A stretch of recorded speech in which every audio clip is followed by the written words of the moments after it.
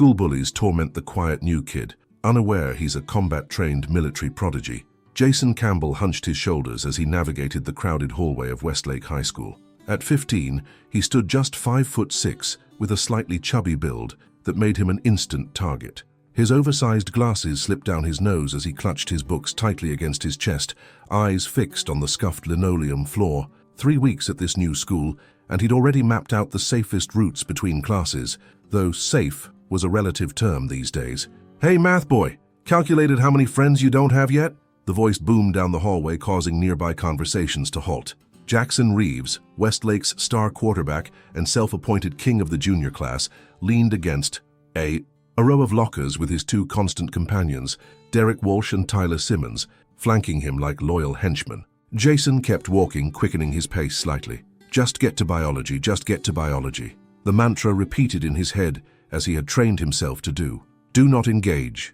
Do not react. Assess. Wait. Plan. "I'm talking to you, Campbell," Jackson called out, pushing off the lockers and stepping directly into Jason's path. The taller boy's Letterman jacket stretched across broad shoulders, a stark contrast to Jason's plain hoodie. "What's the rush? Got another math club to get to, genius?" Students around them slowed their pace, forming a loose circle. The familiar audience was gathering, hungry for the daily entertainment. Some looked uncomfortable, others excited, but none intervened. Ms. Patel, the English teacher, glanced their way from her classroom door, but quickly retreated inside. Teachers at Westlake had perfected the art of selective blindness when it came to Jackson and his crew. "I need to get to class," Jason said quietly, his voice steady despite the pounding in his chest. His accent was barely perceptible, a slight hint that English wasn't his first language, something else they constantly mocked him for. "What was that? Couldn't hear you with all that accent." Jackson leaned in closer, cupping his ear dramatically. "Maybe if you spoke American, people would actually want to talk to you." Derek and Tyler snickered on cue. Derek, tall and lanky with a permanent sneer, reached out and knocked Jason's books from his hands. They scattered across the floor with a loud clatter. "Oops," Derek said with exaggerated innocence. "Butterfingers." Tyler, stocky with a buzz cut, kicked one of the textbooks further down the hall. "Go fetch, math boy." Jason stood perfectly still, his breathing controlled and measured. Most students expected tears, anger, or hasty retreat, the typical responses they'd seen from previous targets. Instead, Jason's face remained impassive as he knelt down and began collecting his books one by one. 7 more weeks, he thought to himself. That's all Father agreed to. 7 more weeks of normal American high school before the next move. Every fiber in his body wanted to respond, to show these arrogant boys what happened to people who mistook kindness for weakness. But his father's words echoed in his mind. "Learn to live among ordinary people without standing out. This is as important as any training I've given you." As Jason reached for his physics textbook, Jackson's foot came down on his hand. Not enough to cause real damage, but enough to hurt and humiliate. A collective "ooh" rippled through the watching students. "Excuse me," Jason said, his voice still calm as he looked up, meeting Jackson's eyes for the first time. For a brief moment, something flashed in Jason's gaze, something cold and assessing that made Jackson blink in confusion. "What are you going to do about it, fat boy?" Jackson pressed down harder. Jason took a deliberate breath. "Nothing," he said simply, waiting until Jackson lifted his foot before retrieving his book and standing up. Without another word, he walked away, ignoring the laughter that followed him down the hallway. "Same time tomorrow, Campbell," Jackson called after him. "Maybe bring something worth taking next time." Inside biology class, Jason took his usual seat at the back corner. As Mr. Barnett droned on about cellular respiration, Jason's mind wandered to the life he'd left behind. Before Westlake, before America. There had been the training compound in Taiwan where he'd spent the last 8 years.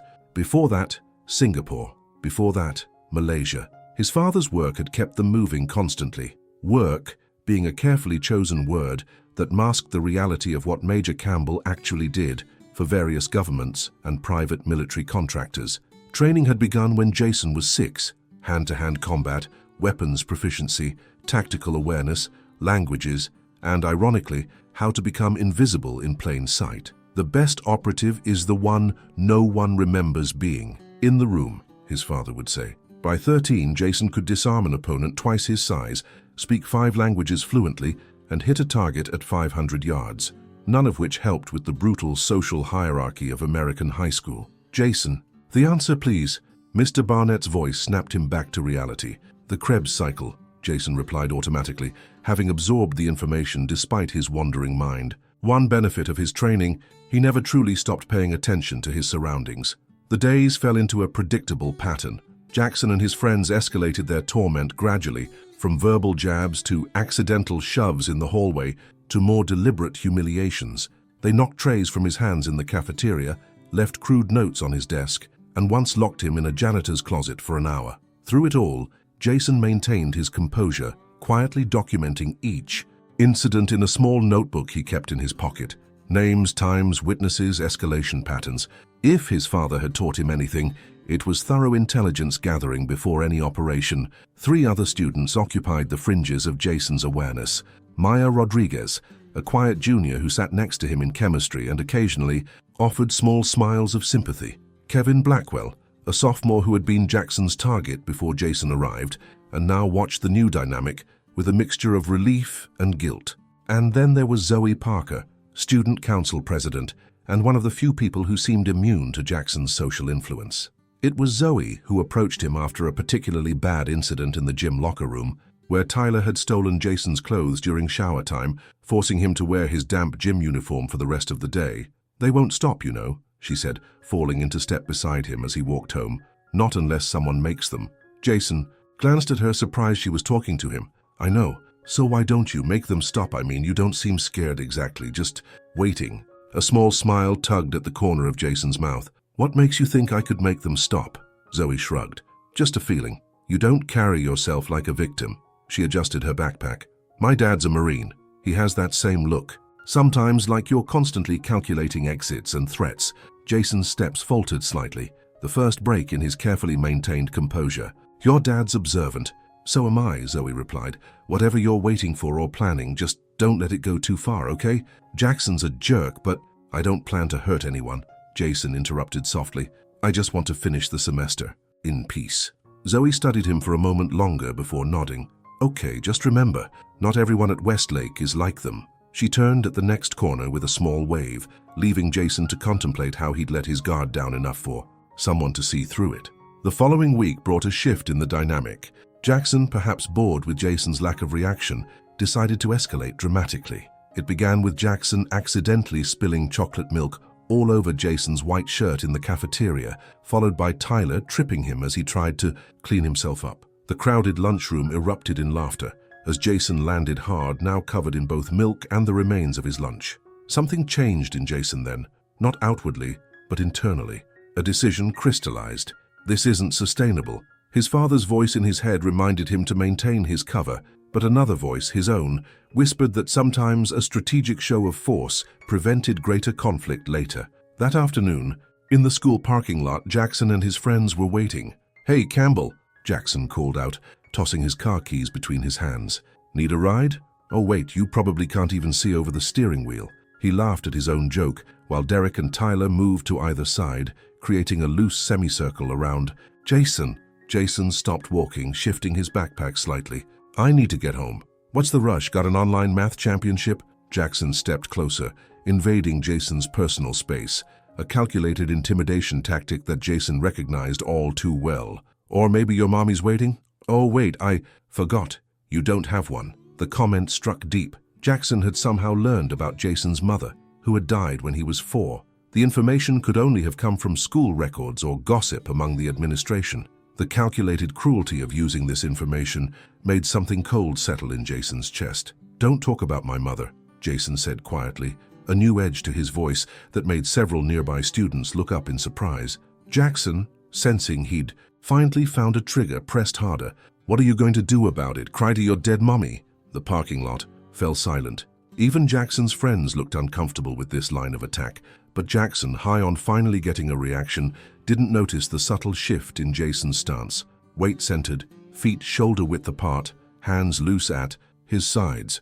"Last warning," Jason said, his accent thickening slightly with emotion. "Walk away." Jackson laughed and gave Jason a hard shove to the chest. "Make me, orphan boy." What happened next occurred so quickly that many witnesses later couldn't agree on the sequence of events. Jason moved with fluid precision, one moment standing, still the next in motion. His right hand deflected Jackson's extended arm, while his left foot hooked behind Jackson's ankle. A subtle shift of weight, a controlled redirection of momentum, and suddenly Jackson was on the ground, blinking in shock at the sky, the wind knocked out of him. The parking lot went utterly silent. Derek reacted first, lunging forward with a wild punch that Jason sidestepped effortlessly. Using Derek's momentum against him, Jason guided him face first into a parked car with a controlled palm to the back of the shoulder. Not enough to injure, but enough to stun and humiliate. Tyler, more cautious after seeing his friends taken down so easily, circled warily. "What the hell are you?" Jason didn't respond, his focus absolute as he watched Tyler looking for an opening. When Tyler finally committed to a tackle, Jason simply wasn't there anymore. A quick pivot left Tyler grasping at air before a sweep of Jason's leg sent him sprawling beside Jackson, who was just managing to get back to his feet. "You're dead." "Campbell!" Jackson gasped, face red with fury and embarrassment. He charged forward recklessly. This time, Jason didn't even need to throw a punch. He redirected Jackson's wild swing, used the momentum to turn him around, and applied brief pressure to a specific point on Jackson's wrist that made the larger boy yelp in pain and drop to one knee. "I don't want to fight you," Jason said calmly, releasing Jackson's wrist and stepping back. "I never did, but this ends now." Jackson looked up, genuine fear mixing with his anger. "What are you?" "Just someone who wants to be left alone," Jason replied, his voice carrying in the hushed parking lot. He looked around at the circle of stunned students, many with phones out recording the confrontation. "That goes for all of you. I'm not a show. I'm not your entertainment. I'm just trying to get through the semester like everyone else." He turned and walked away, leaving Jackson and his friends to pick themselves up. As he passed through the crowd, he noticed Zoe watching him with a knowing look and Kevin with something approaching awe. Maya simply gave him a small nod of approval. That night, Jason's father noticed something was wrong the moment he walked through the door of their modest rental house. "What happened?" Major Campbell asked in Mandarin, his preferred language, when they were alone. Jason set his backpack down and explained the situation in precise, factual terms, as he'd been trained to do. When he finished, he waited for the reprimand he was sure would come, the lecture about maintaining their cover, about not drawing attention. Instead, his father was quiet for a long moment. "Show me," he finally said. "Show you what?" "What you did, how you handled them." Confused, Jason demonstrated the defensive maneuvers he'd used, walking his father through each movement. When he finished, Major Campbell nodded slowly. Clean, controlled, proportional response. A rare smile crossed his father's weathered face. "You're becoming your own man, Jason. You're not angry that I compromised our position." His father shook his head. "There's a difference between hiding and being victimized. I never wanted the latter for you." He placed a hand on Jason's shoulder. "Sometimes standing your ground is necessary. Just be prepared for what comes next." What came next was a complete restructuring of the social hierarchy at Westlake High. Videos of the parking lot incident spread through social media like wildfire. Overnight, Jason went from invisible outcast to reluctant celebrity. Students, who had never spoken to him, now greeted him in the hallways. Teachers watched him with a mixture of concern and new respect. Principal Hargrove called him in for a meeting about appropriate conflict resolution, but with dozens of witnesses confirming that Jackson had been the aggressor, there was little they could do beyond a warning. Jackson and his friends stayed away, nursing both injuries and wounded pride.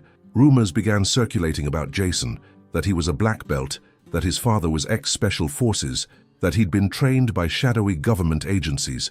Some were closer to the truth than others, but Jason neither confirmed nor denied any of them. 3 days after the incident, Kevin approached him at lunch. "Can I sit here?" he asked nervously, clutching his tray. Jason nodded, making space at the otherwise empty table. "What you did was amazing," Kevin said once he'd settled. "Jackson made my life hell last year. Nobody ever stood up to him like that." "I didn't want to fight," Jason replied honestly. "I just wanted it to stop." "Well, it worked." Kevin picked at his food. "Do you think, could you maybe teach me some of that stuff? Not to hurt people or anything, just so I don't have to be afraid anymore." Jason considered the request carefully. His father had strict rules about sharing what they knew, but this wasn't about creating a weapon. It was about removing a target. "Some basics for self-defense," he said finally. "I could show you that." A wide smile broke across Kevin's face. "Really? That would be awesome." Before Jason could respond, Maya and Zoe appeared at their table. "Mind if we join you, Fight Club?" Zoe asked with a smirk. Jason gestured to the empty seats, an odd feeling of warmth spreading through his chest. For the first time since arriving at Westlake, lunch period didn't feel like a tactical exercise in avoiding humiliation. As days passed, Jason cautiously allowed himself to form connections with his new friends. They didn't know the full truth about him, about the training compound, about what his father really did, about why they moved so frequently, but they knew more than anyone outside his family ever had. Kevin eagerly absorbed the basic self-defense techniques Jason taught him after school. Maya, it turned out, had a sharp mind for mathematics that matched Jason's own, making them natural study partners. And Zoe simply seemed to understand him in ways that both comforted and unnerved him. 2 weeks after the parking lot incident, Jason was at his locker when Jackson approached alone.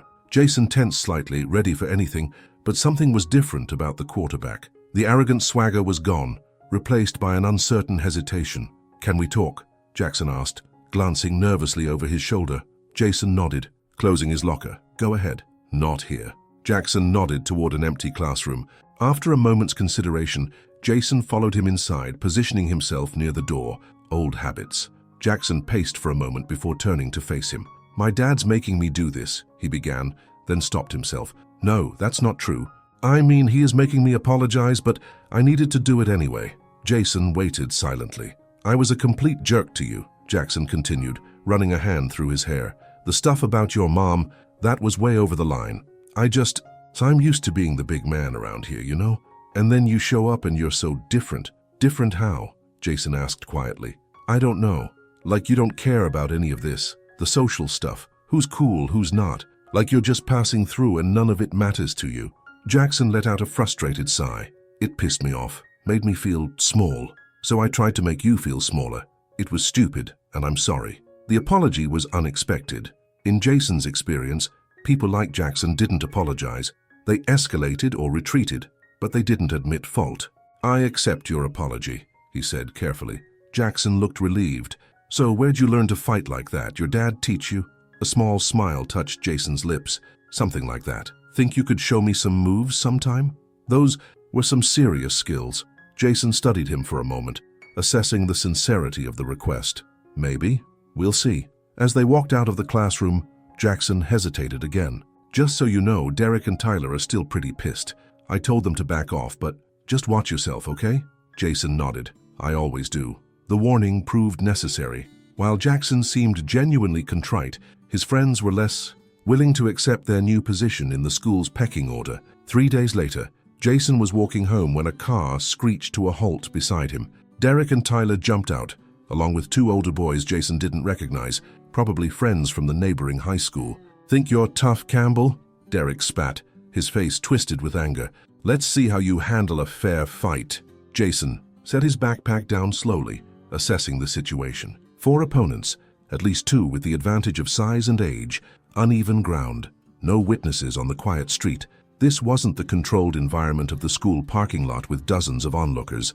This was exactly the kind of scenario his father had trained him for, outnumbered, potentially outmatched, with real intent to harm. "You don't want to do this," Jason said, his voice calm, but carrying a note of warning that made one of the older boys hesitate. "Oh, we definitely do," Tyler replied, cracking his knuckles dramatically. "Jackson may have gone soft, but we haven't forgotten what you did." They spread out, trying to surround him. Jason kept moving, maintaining sight lines on all 4. When they rushed him, he was ready. Unlike the parking lot demonstration, this time Jason didn't hold back. His movements were precise, economical, and devastatingly effective. He targeted pressure points and nerve clusters that caused maximum pain with minimum lasting damage. Within moments, one of the older boys was on the ground clutching his knee, and Tyler was bent double after a strike to his solar plexus. Derek managed to land a glancing blow to Jason's temple, drawing blood, but the follow-up cost him as Jason trapped his arm and used it as a lever to throw him into the side of the car. The last opponent backed away, hands raised in surrender. "What the hell are you?" he gasped. The question echoed Jackson's from the parking lot, but this time Jason didn't answer. The cut on his temple was bleeding into his eye, and a cold, detached part of his mind recognized that he was approaching a dangerous threshold, the place where training took over completely, where people stopped being people and became simply threats to be neutralized. The sound of a car horn broke the moment. Jason turned to see Zoe's battered sedan pulling up, with Maya and Kevin inside. "Jason!" Zoe called out, jumping from the car. "Are you okay?" The sight of his friends snapped Jason back to himself. He stepped away from the remaining attacker, who quickly helped his friends into their car. As they drove away, Derek leaned out the window. "This isn't over," he shouted, though the effect was somewhat undermined by his obvious pain. "What happened?" Maya asked, already pulling tissues from her bag for Jason's cut. "Ambush," Jason replied simply. "How did you find me?" "We were heading to Kevin's to study and saw them following you," Zoe explained. "Are you hurt anywhere else?" Jason shook his head, though a twinge in his ribs suggested at least a bruise. "I'm fine." Kevin was staring at him with wide eyes. "Dude, that wasn't like the basic stuff you've been teaching me.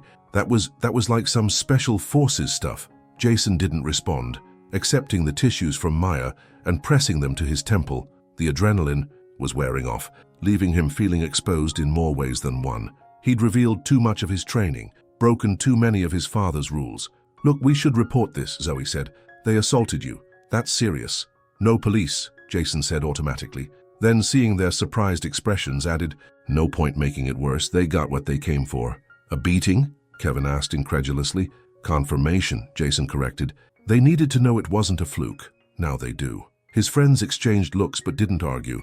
Zoe insisted on driving him home, and Jason was surprised to find himself accepting the help. Another small break in the walls he'd built around himself. At home, Major Campbell took one look at Jason's face and wordlessly retrieved the first aid kit they kept for such occasions. As he cleaned and dressed the cut with practiced efficiency, Jason explained what had happened, both the fight and the fact that his friends had witnessed it. "I compromised my training," Jason finished. "I'm sorry." His father's hands paused briefly before continuing their work. "You defended yourself against multiple attackers while minimizing harm. That's what your training is for." He secured the last butterfly bandage.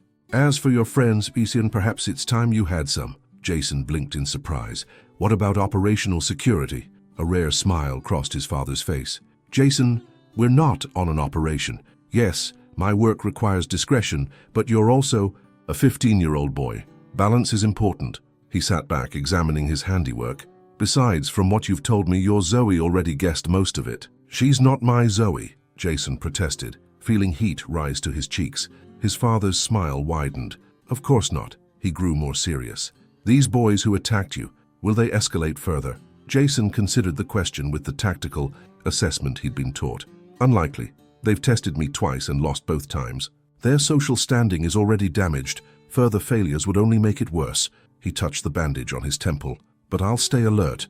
The next day at school, word of the second confrontation had somehow already spread. Jason's appearance, with a bandaged face, only fueled the rumors, which now included theories that he was in witness protection or part of some teenage Black Ops program. The more mundane truth, that he was the son of a military contractor who had received extensive training, would have seemed anticlimactic by comparison. Derek and Tyler avoided him completely, nursing their own injuries and what remained of their pride. Jackson, true to his word, kept his distance but offered a respectful nod when they passed in the hallway, a gesture that didn't go unnoticed by the student body. In chemistry class, Maya slid a note across to him. "Hero status achieved." "How does it feel?" Jason wrote back. "Uncomfortable." It was the truth. The attention made him uneasy, both from a lifetime of training to remain unnoticed and from a genuine discomfort with being celebrated for violence, even defensive violence. But as days passed and the gossip gradually subsided, Jason found himself settling into something he'd never experienced before: normalcy. He studied with Maya, practiced basic self-defense with Kevin, and found himself having increasingly long conversations with Zoe about everything from international politics, where his knowledge sometimes slipped beyond what a typical teenager should know, to favorite movies, where his experience was sorely lacking due to his unconventional upbringing. 5 weeks after arriving at Westlake High as a target, Jason Campbell found himself with friends, respect, and a strange new sensation that took him time to identify: belonging. On a crisp autumn afternoon, Jason sat with Zoe on the bleachers overlooking the empty football field. The others had gone home, but they had lingered, talking about college plans, hers clear and detailed, his purposely vague. "You're not planning to stay, are you?" Zoe asked suddenly. "Even after all this?" Jason looked at her, surprised by her perception. "My father's work moves around, I know." She turned to face him fully. But it doesn't have to be that way forever, does it? You could choose something different when you're older. The thought was simultaneously terrifying and exhilarating. His entire life had been shaped by his father's world. The training, the moving, the careful distance from others. The idea of choosing another path had never been fully formed in his mind until Zoe put it into words. "I don't know what else I would do," he admitted. Zoe smiled. "You've got time to figure it out, and people who'll help." She hesitated, then added more softly, "People who care what happens to you." The moment stretched between them, full of unspoken possibilities. Then Zoe's phone buzzed with a text from her dad, asking when she'd be home. As they walked to the parking lot together, Jason spotted a familiar figure leaning against a black SUV. His father rarely picked him up from school, preferring to maintain separation between his work and Jason's education. "Is that your dad?" Zoe asked, following his gaze. Jason nodded, a sense of foreboding settling over him. Unscheduled appearances usually meant one thing: they were moving again, sooner than planned. "I should introduce myself," Zoe said, already moving in that direction before Jason could stop her. Major Campbell straightened as they approached, his expression revealing nothing to anyone who didn't know him well, but Jason could read the subtle signs of tension in his posture. "You must be Mr. Campbell," Zoe said, extending her hand with confidence that impressed even Jason. "I'm Zoe Parker, Jason's friend." Something flickered in Major Campbell's eyes, surprise, then assessment, then a careful warmth. "Miss Parker, my son has mentioned you." He shook her hand.